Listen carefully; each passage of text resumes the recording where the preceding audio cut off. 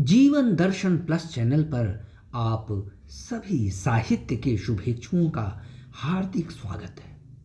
मित्रों, पतंग विषय पर मैं कुछ कविताएं लेकर उपस्थित हूं। पतंग को कविता का विषय बनाने और कविता को पतंग के समानांतर खड़ा करने के लिए मैंने थोड़ा बहुत आत्म मंथन भी किया है। मुझे लगा कि कविता को आमने सामने रखकर जीवन के संदर्भ में कुछ विचार भाव व्यक्त किए जा सकते हैं। मैं पतंग विषय पर 2 कविताएं प्रस्तुत कर रहा हूं। पहली कविता का शीर्षक है पतंग पर कविता। मत लिखो कविता पतंग पर, कविता उड़ने लगेगी। कविता में रहते लोग अचानक घटित आश्चर्य से डर सहम जाएंगे। मत बनाओ कविता को इतनी शोख और आजाद कि वह उड़कर इतनी दूर चली जाए, हो सकता है हमें भूल ही जाए और हम अपना मुंह देखते रह जाएं उन दर्पणों में जो हमें बदसूरत बना देते हैं, हमें खुद से बहुत दूर ले जाते हैं। मत बनाओ कविता को इतनी शोख और आजाद कि वह उड़कर इतनी दूर चली जाए, हो सकता है हमें भूल ही जाए और हम अपना मुंह देखते रह जाएं उन दर्पणों में जो हमें बदसूरत बना देते हैं, हमें खुद से बहुत बहुत दूर ले जाते हैं। हम अपने से लगते हैं जब देखते हैं अपना प्रतिबिंब कविता में। हम अपनों के पास आते हैं जब देखते हैं उनका अक्स कविता में।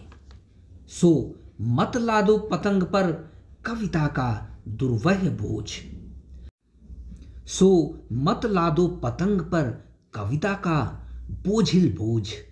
इसमें समाया है आदमी अपने लफड़ों झपेलों के साथ और उसके समाजों के जंगल जो विस्तारित हैं पृथ्वी के कोने कोने। मत लादो पतंग पर कविता का दुर्वह बोझ। इसमें समाया है आदमी अपने लफड़ों झमेलों के साथ और उसके समाजों के जंगल जो विस्तारित हैं पृथ्वी के कोने कोने। इसलिए कविता का भारी जिस्म तोड़ देगा पतंगों की कमर। इसलिए कविता का भारी जिस्म तोड़ देगा पतंगों की कमर। तब कविता गिरकर जख्मी हो सकती है और उसमें समाया संसार चकनाचूर हो सकता है। कविता गिरकर जख्मी हो सकती है और उसमें समाया संसार चकनाचूर हो सकता है। पतंग पर विरचित दूसरी कविता में पतंग जीवन का संदेश देती है। वह स्वच्छंद रहते हुए हमें इस संघर्षपूर्ण दुनिया में कर्मठ बने रहने के लिए प्रेरित करती है। चलिए इस कविता को मैं सुनाता हूं जिसका शीर्षक है पतंग पर। इस कविता को सुनाने से पहले 2 शब्द और कहना चाहूंगा। विशेषतया पूर्वी उत्तर प्रदेश के जिलों में मकर संक्रांति अर्थात खिचड़ी के पर्व पर पतंग उड़ाने की परंपरा रही है। आज भी इस अवसर पर, इस पर्व पर पतंग उड़ाई जाती है। मेरे बचपन की कतिपय यादें इस पर्व के साथ संलग्न है। कविता का पाठ मैं पेश कर रहा हूं। पतंग जूझती हैं हवाई थपेड़ों से।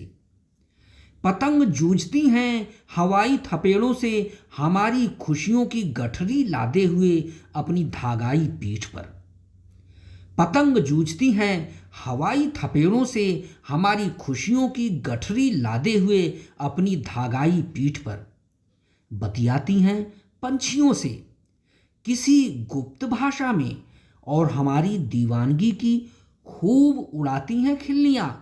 गुरूर गुमान से घुमाती हुई अपना सिर इधर से उधर, देखती हैं असीम आसमान, देखती हैं असीम आसमान बहुत पास से।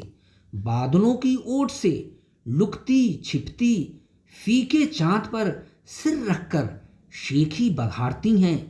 गहरी नींद में सो जाने की और हमें अपनी ओझलता से तरसाने की।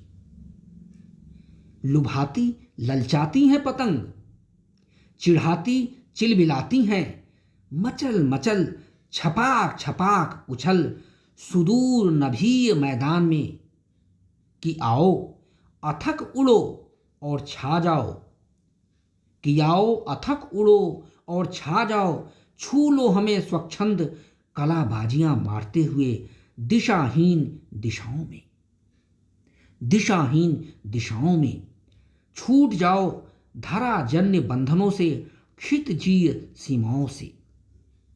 हम आंखें फोड़ लेते हैं उन्हें एकटक देखते देखते, और तब वे टर टर टरटराती हैं जैसे सावनी ताल तलैयों के दादुरी झुंड, जैसे जमाती संध्या में झींगरों की झन झन।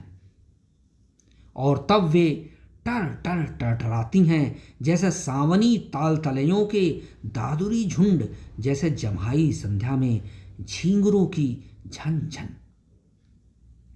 खिलंदड़ी पतंग, खिलंदड़ी पतंग नहीं उतरती हैं खरी हमारी डुबडुबाती भावनाओं पर। खिलंदड़ी पतंग नहीं उतरती हैं खरी हमारी डुबडुबाती भावनाओं पर। खूब लड़ती झगड़ती हैं अपनी दुश्मन पतंगों से, छल युद्ध करके, कभी मैदान छोड़ भागने का बहाना बना करके, फिर वापस टूट पड़ती हैं अपने प्रतिद्वंदी पर। खिलंदड़ी पतंग नहीं उतरती हैं खरी हमारी डुबडुबाती भावनाओं पर। खूब लड़ती झगड़ती हैं अपनी दुश्मन पतंगों से, छल युद्ध करके, कभी मैदान छोड़ भागने का बहाना बना करके, फिर वापस टूट पड़ती हैं अपने प्रतिद्वंदी पर, फिर वापस टूट पड़ती हैं अपने प्रतिद्वंदी पर। धन्यवाद।